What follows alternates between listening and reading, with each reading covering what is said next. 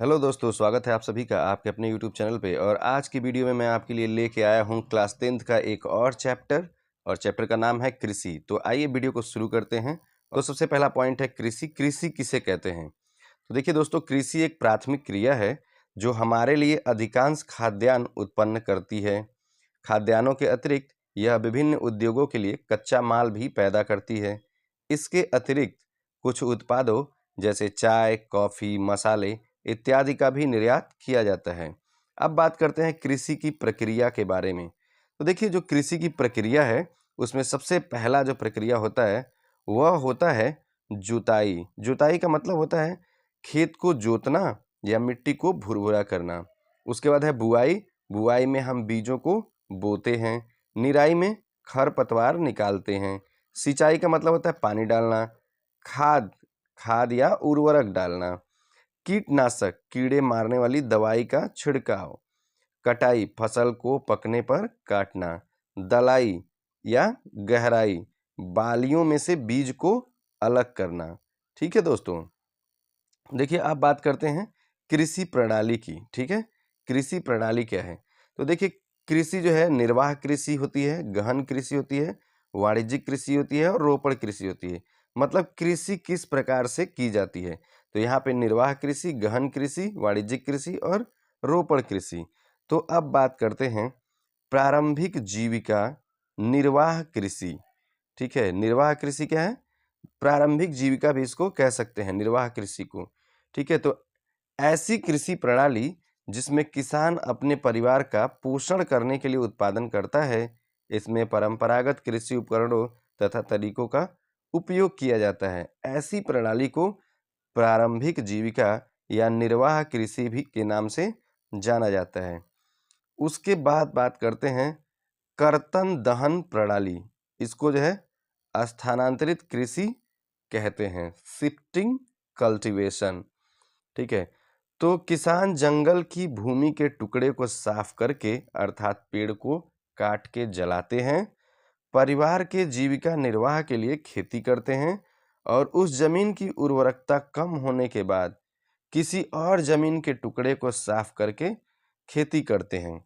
जैसे मैं उदाहरण के लिए समझा देता हूँ आपको कि मान लीजिए ये कोई जंगली एरिया है और यहाँ पे जो है पेड़ पौधे खरपतवार वगैरह हैं। तो क्या करता है किसान? इसको साफ करता है, खरपतवार को साफ कर देता है और खरपतवार को साफ करने के बाद यहाँ पे खेती करता है। लेकिन जब इस मिट्टी की, इस जमीन के मिट्टी की उर्वरकता कम हो जाती है तो वह फिर यही प्रक्रिया दूसरे जगह पे करता है। दूसरे जगह जो जंगल में झाड़ी वगैरह रहेंगे, पेड़ पौधे रहेंगे, उसको काट के साफ करता है। ठीक है, और फिर इस जगह पे क्या करेगा? कृषि कार्य करेगा। इसी को जो है शिफ्टिंग कल्टीवेशन भी कहते हैं। एक जगह से दूसरे जगह क्या होता है? शिफ्ट हो जाता है या स्थानांतरित कृषि कहलाता है। आइए वीडियो में आगे बात करते हैं गहन निर्वाह कृषि की। ठीक है, गहन निर्वाह कृषि में यानी इस पद्धति में अधिक उत्पादन के उद्देश्य से अधिक पूंजी निवेश, आधुनिक उपकरणों, कीटनाशकों, उर्वरकों आदि का प्रयोग किया जाता है। किसमें? गहन निर्वाह कृषि में। उसके बाद बात करते हैं वाणिज्यिक कृषि की। देखिए, इस प्रकार की कृषि के मुख्य लक्षण आधुनिक निवेशों जैसे अधिक पैदावार देने वाले बीजों, रासायनिक उर्वरकों और कीटनाशकों के प्रयोग से उच्च पैदावार प्राप्त करना। कृषि के वाणिज्यीकरण का स्तर विभिन्न प्रदेशों में अलग-अलग है। उदाहरण के लिए हरियाणा और पंजाब में चावल वाणिज्यिक की एक फसल है, परंतु उड़ीसा में यह एक जीविका फसल है। अब बात करते हैं रोपण कृषि की। देखिए, रोपण कृषि क्या होता है? तो रोपण कृषि एक प्रकार की वाणिज्यिक कृषि है जिसमें विस्तृत क्षेत्र में एकल फसल बोई जाती है, यानी एक ही फसल बोई जाती है, जिसमें अत्यधिक पूंजी निवेश व श्रम का प्रयोग होता है। भारत में चाय, कॉफी, रबड़, गन्ना, केला इत्यादि मुख्य रोपण फसलें, इनकी रोपाई की जाती है, सीधे सीधे समझ लीजिए। ठीक है, अब बात करते हैं गहन निर्वाह खेती और वाणिज्यिक खेती के बीच अंतर। तो देखिए, जो गहन निर्वाह खेती है, ठीक है, या प्रारंभिक जीविका निर्वाह कृषि है, इसमें जो है छोटी भूमि, जोत और सीमित भूमि होती है, जबकि वाणिज्यिक वाले में बड़ी भूमि होती है। इसमें जो है पारंपरिक तकनीकी और उपकरण, जैसे उदाहरण के लिए कुदाल, डाव, खुदाई करने वाली छड़ी का प्रयोग किया जाता है किसमें, जीविका व निर्वाह कृषि में। जबकि इसमें वाणिज्यिक वाले में आधुनिक तकनीकी और उपकरण का प्रयोग किया जाता है। गहन निर्वाह कृषि में या गहन निर्वाह खेती में स्थानीय बाजार के लिए उत्पादन किया जाता है, जबकि वाणिज्यिक वाले में निर्यात के लिए, यानी इस पे सारे काम जो है व्यापक तौर पे होते हैं। निर्यात के लिए यानी दूसरे जगह भेजने के लिए होता है। इसमें जो है एक वर्ष में 2 या 3 फसलें जो है उगाई जाती हैं, ठीक है, प्रारंभिक जीविका वाले में। जबकि इसमें एक ही फसल पर बहुत ज़्यादा ध्यान दिया जाता है ताकि ज़्यादा से ज़्यादा जो है फसल तैयार हो सके, उत्पादन की मात्रा बढ़ सके। अब देखिए इसमें मुख्य रूप से आजीविका और खाद्य फसलों का उत्पादन किया जाता है, उदाहरण के लिए धान एवं गेहूं का। लेकिन इसमें जो है वाणिज्यिक कृषि की बात करेंगे तो मुख्य रूप से व्यापार के लिए किया जाता है, ठीक है, जैसे गन्ना, चाय, कॉफी, ये सब व्यापार के लिए इसका उत्पादन होता है। तो ये तो अंतर था। फिर बात करते हैं कृषि की ऋतुओं के बारे में। देखिए भारत में 3 शस्य ऋतुएं हैं जो इस प्रकार से हैं। सबसे पहला है रबी, दूसरा है खरीफ, तीसरा है जायद। अगर इससे संबंधित कुछ दिक्कत हो तो एक मेरा और वीडियो है, उसको भी आप देख सकते हैं। अब बात करते हैं रबी के फसलों की बात करते हैं। देखिए रबी की फसलें शीत ऋतु में अक्टूबर से दिसंबर के मध्य बोई जाती हैं और ग्रीष्म ऋतु में अप्रैल से जून के मध्य काट ली जाती हैं, ठीक है। गेहूं, जौ, मटर, चना और सरसों आदि मुख्य रबी की फसलें हैं। खरीफ की फसलों की बात करेंगे तो देखिए खरीफ की फसलें देश के विभिन्न क्षेत्रों में मानसून के आगमन के साथ साथ जून जुलाई में बोई जाती हैं और सितंबर अक्टूबर में काट ली जाती हैं। तो खरीफ ऋतु की जो मुख्य फसलें उसमें चावल, मक्का, ज्वार, बाजरा, अरहर, मूंग, उड़द, कपास, जूट, मूंगफली और सोयाबीन है। अब बात करते हैं हम लोग जायद की फसलों के बारे में। देखिए जो जायद की फसलें हैं, ठीक है, तो रबी और खरीफ जो फसल है ऋतुओं के बीच ग्रीष्म ऋतु में, यानी जब रबी की फसल बोई जाती है और खरीफ की फसल बोई जाती है, उसके बीच में ये जो ग्रीष्म ऋतु आता है, ठीक है, उस टाइम पे जो फसल बोई जाती है उसी को जायद की फसल कही जाती है। जायद ऋतु में मुख्यतः या जायद यहाँ पे फसल होगा, ठीक है, मुख्यतः तरबूज, खरबूजे, खीरे, सब्जियों और चारे की फसलों की खेती की जाती है। गन्ने की फसल की तैयारी या गन्ने की की गन्ने की फसल को तैयार होने में लगभग 1 वर्ष लगता है। अब बात करते हैं कृषि के मुख्य फसलों की। तो देखिए कुछ खाद्य फसलें हैं, जैसे खाद्य मतलब खाने के लिए, गेहूं, चावल, मक्का, दलहन, तिलहन, ये सब खाने के लिए खाद्य फसलें हैं। नकदी फसलें जिनको बेच के हम नगद पैसा कमाते हैं, चाय, कॉफ़ी, रबड़, जूट, कपास। बागवानी फसलें यानी जिनको बागीचे में उगाया जाता है, ठीक है, तो ये फल, फूल और सब्जियां हैं। अब बात करते हैं भारत में मुख्य फसलें।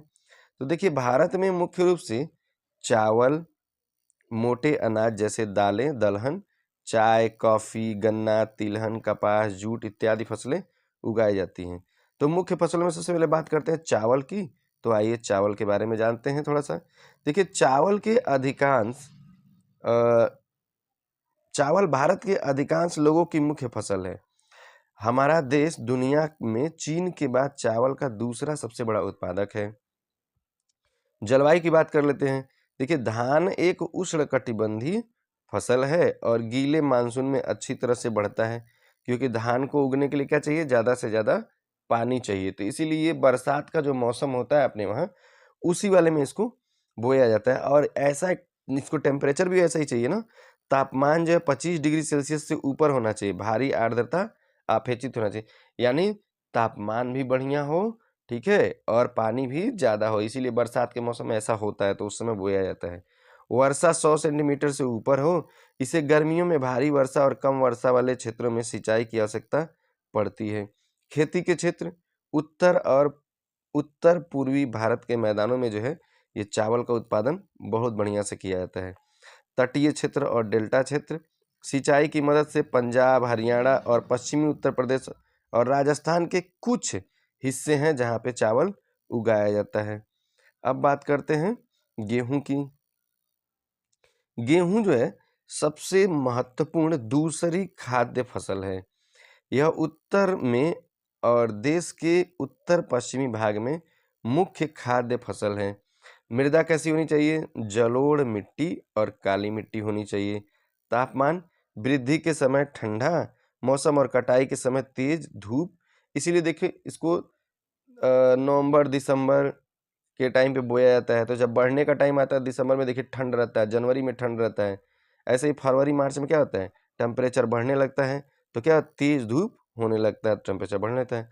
वर्षा देखिए 50 से 75 सेंटीमीटर जो है अधिक वर्षा होनी चाहिए। और इस टाइम पे देखिए आप जनवरी में दिसंबर में, जनवरी में, फरवरी में, मार्च तक जो है बारिश ही नहीं होता है। अप्रैल उधर मानसून हमारा आता है जून में, 15 जून के करीब में, हम लोग जिस क्षेत्र में हैं। कह रहा खेती के क्षेत्र आप देखिए दक्कन के उत्तर पश्चिम और काली मिट्टी के काली मिट्टी के क्षेत्र में गंगा सतलुज का जो मैदान है वहाँ पे जो गेहूं भारी मात्रा में उगाया जाता है या इसका उत्पादन किया जाता है। गेहूं उत्पादक राज्य कौन से हैं? तो पंजाब, हरियाणा, उत्तर प्रदेश, बिहार और राजस्थान है। अब बात करते हैं मोटे अनाज की। तो देखिए जो मोटे अनाज हैं ज्वार, बाजरा और रागी भारत में उगाए जाने वाले महत्वपूर्ण मोटे अनाज हैं। हालांकि इनको अनाज के रूप में जाना जाता है किंतु इनमें पोषक तत्वों की मात्रा बहुत अधिक होती है। ठीक है, इनमें पोषक तत्वों की मात्रा बहुत अधिक होती है। ज्वार क्षेत्र और उत्पादन के संबंध में तीसरी सबसे महत्वपूर्ण खाद्य फसल है। बाजरा, ठीक है, बाजरा के लिए देखिए यह बलुआ और उथली काली मिट्टी पर उगाया जाता है। बाजरा उत्पादक राज्य राजस्थान और उत्तर प्रदेश। अब बात करते हैं रागी की। देखिए रागी जो है जो मिट्टी होता है वो जो है रागी शुष्क प्रदेशी फसल है। यह लाल, काली, बलुआ, दोमट और उथली काली मिट्टी पर अच्छी तरह उगाई जाती है। रागी उत्पादक राज्य कौन कौन से हैं? तो रागी उत्पादक जो प्रमुख राज्य हैं वो है कर्नाटक, हिमाचल प्रदेश, उत्तराखंड, सिक्किम, झारखंड और अरुणाचल प्रदेश। अब बात करेंगे हम लोग मक्का की। देखिए जो मक्का है, मक्का एक ऐसी फसल है जिसका उपयोग भोजन और चारे दोनों के रूप में किया जाता है और यह खरीफ की फसल है। ठीक है, तो तापमान कितना चाहिए? 21 डिग्री सेल्सियस से लेके 27 डिग्री के टेम्परेचर में जो है यह उगाई जाती है। मिट्टी कैसी होनी चाहिए? पुरानी जलोढ़ मिट्टी होनी चाहिए और उसी में अच्छी प्रकार से यह उगाई जाती है। खेती के क्षेत्र कौन कौन से? बिहार जैसे कुछ राज्यों में मक्का रबी की ऋतु में भी उगाई जाती है। ठीक है, मक्का उत्पादक राज्य कौन से हैं? कर्नाटक, मध्य प्रदेश, उत्तर प्रदेश, बिहार, आंध्र प्रदेश, तेलंगाना। ठीक है, मक्का के कुछ मुख्य उत्पादक राज्य हैं। महाराष्ट्र और गुजरात और हरियाणा भी इसके मुख्य उत्पादक राज्य हैं। यहाँ पे भी उगाई जाती है। आधुनिक प्रौद्योगिकी निवेशों जैसे उच्च पैदावार देने वाले बीजों, उर्वरकों और सिंचाई के उपयोग से मक्का का उत्पादन बढ़ा है। अब बात करते हैं दालों की। दालें देखिए भारत विश्व में दाल का सबसे बड़ा उत्पादक होने के साथ साथ सबसे बड़ा उपभोक्ता भी है। ठीक है, शाकाहारी खाने में दालें सबसे अधिक प्रोटीनदायक होती हैं, जैसे तूर यानी अरहर दाल, उड़द, मूंग, मसूर, मटर, चना भारत में मुख्य दलहनी फसलें हैं। दालों को कम नमी की आवश्यकता होती है और इन्हें शुष्क परिस्थितियों में भी उगाया जा सकता है। फलीदार फसलें होने के नाते अरहर को छोड़कर अन्य सभी दालें वायु से नाइट्रोजन लेकर भूमि की उर्वरकता को बनाए रखती हैं। अतः इन फसलों को आमतौर पर अन्य फसलों के आवर्तन में बोया जाता है, यानी रोटेशन करते हुए। दाल उत्पादक राज्य भारत में मध्य प्रदेश, राजस्थान, महाराष्ट्र, उत्तर प्रदेश, कर्नाटक ये मुख्य उत्पादक राज्य हैं। अब बात करते हैं खाद्यान्नों के अलावा अन्य फसलें। देखिए गन्ना, ब्राजील के बाद भारत गन्ने का दूसरा सबसे बड़ा उत्पादक देश है। ठीक है, यह गर्म और आर्द्र जलवायु में अच्छी तरह से बढ़ता है गन्ना। मिट्टी कैसी होनी चाहिए? तो देखिए यह विभिन्न प्रकार की मिट्टी पर अच्छी तरह से उगाया जा सकता है। तापमान की आवश्यकता 21 डिग्री से 27 डिग्री, करीब 75 सेमी और 100 सेमी के बीच वार्षिक वर्षा इसकी रिकॉर्ड होनी चाहिए। प्रमुख गन्ना उत्पादक राज्य उत्तर प्रदेश, महाराष्ट्र, कर्नाटक और तमिलनाडु हैं। अब बात करेंगे तिलहन। तिलहन मतलब वे फसल जिनसे हम तेल प्राप्त करते हैं, ठीक है। तो भारत तिलहन का सबसे अच्छा उत्पादक देश है, ठीक है। मूंगफली, सरसों, नारियल, तिल, सोयाबीन, अरंडी, बिनौला, ठीक है, जलसी और सूरजमुखी भारत के मुख्य तिलहन हैं। दुनिया में मूंगफली का उत्पादन चीन पहले स्थान पे, ठीक है, भारत दूसरे स्थान पे, और रेपसीड उत्पादन में कनाडा प्रथम स्थान पे, चीन दूसरे और भारत दुनिया में तीसरा स्थान है। अब बात करेंगे नए टॉपिक की, और नया टॉपिक है चाय। चाय जैसे ही हम सुबह उठते हैं तो सबसे पहले यही हमारा पेय आजकल का बन गया है कि उठ के सुबह सुबह क्या करेंगे, चाय पियेंगे, ठीक है। तो दुनिया में चाय उत्पादन में 2020 में चीन प्रथम और भारत दूसरे स्थान पे था। जलवायु कैसे चाहिए, उष्ण कटिबंधी और उपोष्ण कटिबंधी, गर्म और आर्द्र जलवायु में अच्छी तरह से विकसित होती है। अब मृदा प्रकार, गहरी उपजाऊ अच्छी तरह से सूखी मिट्टी जो ह्यूमस और कार्बनिक पदार्थों में समृद्ध है। वर्षा कितना, तो 150 से 300 सेंटीमीटर तक वर्षा होनी चाहिए। उच्च आर्द्रता और लगाकर वर्षा पूरे वर्ष में समान रूप से वितरित हो। प्रमुख उत्पादक राज्य असम और पश्चिम बंगाल, सबसे ज़्यादा चाय यहीं पे उगाया जाता है। अब बात करते हैं कॉफ़ी की। देखिए, चाय की तरह कॉफ़ी को भी बागानों में उगाया जाता है, और भारत में सबसे पहले यमन से अरेबिका किस्म की कॉफ़ी को उगाया गया था। शुरुआत में कॉफ़ी को बाबा बूदन पहाड़ियों पर उगाया गया था। बागवानी फसलें, सन 2017 में भारत का विश्व में फलों और सब्जियों के उत्पादन में चीन के बाद दूसरा स्थान था। भारत उष्ण और शीतोष्ण कटिबंधीय दोनों ही प्रकार के फलों का उत्पादक है। भारत का मटर, फूल गोभी, प्याज, बंद गोभी, टमाटर, बैंगन, आलू उत्पादन में प्रमुख स्थान है, ठीक है। अब बात करेंगे अखाद्य फसलें। अखाद्य फसलें जो खाई नहीं जाती, जैसे रबड़। तो देखिए, रबड़ भूमध्य रेखीय क्षेत्र की फसल है, परंतु विशेष परिस्थितियों में उष्ण और उपोष्ण क्षेत्रों में भी उगाई जाती है। रबड़ एक महत्वपूर्ण कच्चा माल है जो उद्योगों में प्रयुक्त होता है। वर्षा कितना चाहिए, तो देखिए 200 सेंटीमीटर से अधिक वर्षा और 25 डिग्री सेल्सियस से अधिक तापमान वाली नम और आर्द्र जलवायु की आवश्यकता होती है, ठीक है। इसीलिए जो है इसका जो उत्पादन है वो मुख्य रूप से केरल, तमिलनाडु, कर्नाटक, अंडमान निकोबार द्वीप समूह और मेघालय के जो गारो पहाड़ियां हैं उसमें उगाया जाता है। अब बात करेंगे हम लोग कपास की। देखिए, कपास जो है, भारत को कपास के पौधे का मूल स्थान माना जाता है। सूती कपड़ा उद्योग में कपास एक मुख्य कच्चा माल है, रॉ मटेरियल है। कपास उत्पादन में भारत का विश्व में चीन के बाद दूसरा स्थान है। ये 2017 का रिकॉर्ड है। मृदा किस प्रकार का चाहिए, तो दक्कन पठार के शुष्कतर भागों में काली मिट्टी कपास के उत्पादन के लिए उपयुक्त मानी जाती है। तो सही सच तो यही है कि कपास जो है काली मिट्टी में सबसे अच्छा उत्पादन होता है कपास का। तापमान, इस फसल को उगाने के लिए उच्च तापमान, हल्की वर्षा, सिंचाई, ठीक है, और 210 पाला रहित दिन और खिली धूप की आवश्यकता होती है। दोनों चाहिए।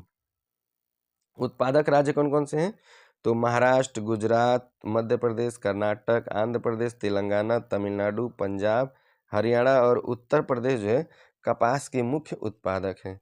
यह खरीफ की फसल है कपास, ठीक है, और इसे पक कर तैयार होने में 6 से 8 महीने लग जाते हैं। अब बात करते हैं जूट की। तो देखिए, जो जूट है, जूट के लिए सबसे अच्छी जल निकासी वाली बाढ़ के मैदानों में उपजाऊ मिट्टी की जरूरत होती है। जूट के मुख्य उत्पादक हैं पश्चिम बंगाल, बिहार, असम, उड़ीसा और मेघालय। ये जो है जूट के अच्छे उत्पादक राज्य हैं। अब सस्यावर्तन यानी भूमि की उत्पादन क्षमता बढ़ाने के लिए भूमि के किसी टुकड़े पर फसलों को बदल बदल कर बोना जो है सस्यावर्तन कहलाता है।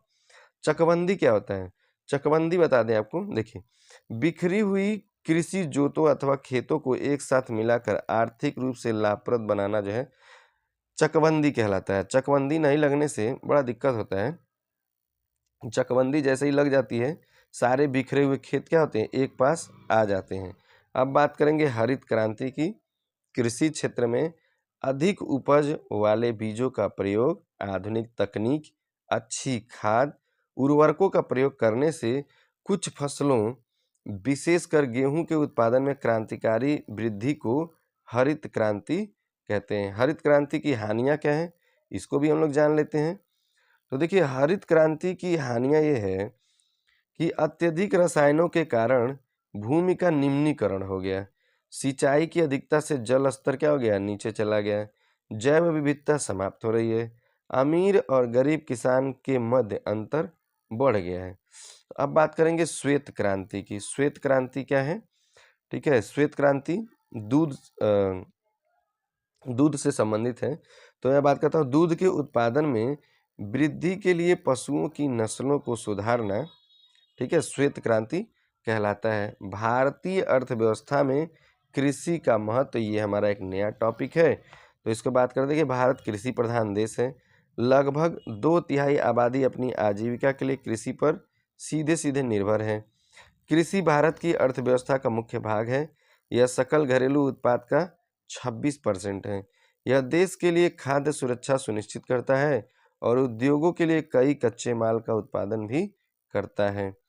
भारतीय कृषि की विशेषताएं क्या हैं? देखिए, किसानों के पास जमीन का एक छोटा सा टुकड़ा होता है और मुख्य रूप से अपने स्वयं के उपभोग के लिए फसलें उगाते हैं।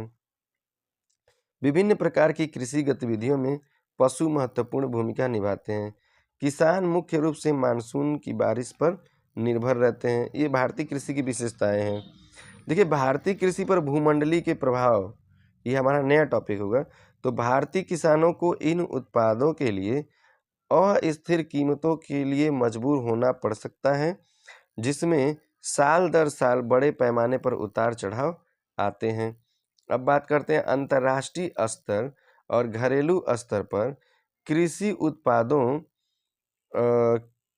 की कीमतों पर व्यापार उदारीकरण का प्रभाव इस बात पर निर्भर करता है कि अन्य देश किन नीतियों का पालन करते हैं। प्रमुख कृषि वस्तुओं को निर्यात करने के लिए जो है निर्यात को उदार बनाया गया है। अब बात करते हैं फसलों की उच्च उपज देने वाली किस्मों की शुरुआत के साथ बड़ा परिवर्तन हुआ। इस नवाचार बुनियादी ढांचे में निवेश, क्रेडिट विपणन और प्रसंस्करण सुविधाओं के विस्तार के साथ आधुनिक आदानों के उपयोग में अधोलिखित वृद्धि हुई है।